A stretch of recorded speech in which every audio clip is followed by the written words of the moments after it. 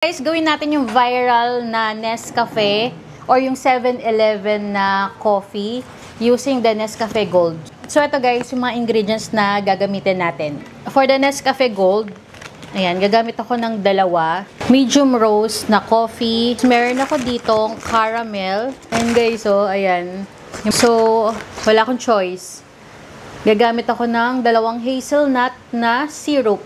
At wala akong oat milk. So, ito lang gagamitin ko. Yung Alaska na fresh milk. Naglagay lang ako ng konting hot water dito.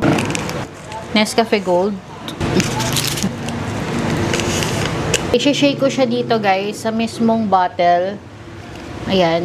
Hanggang sa mag-bubble siya. So, after nyan, isasama ko guys yung syrup. Mas gusto ko na sinasama yung syrup dito sa may hot water na para talagang nakahalo na ba. Tapos dissolve na talaga siya. So, ayan. And then, another shake. Saka natin siya lalagyan ng ice. Tapos lalagyan natin ng milk. I-shake. Taste test. Panalo. Ang sarap. Worth the hype guys, yung kape na to.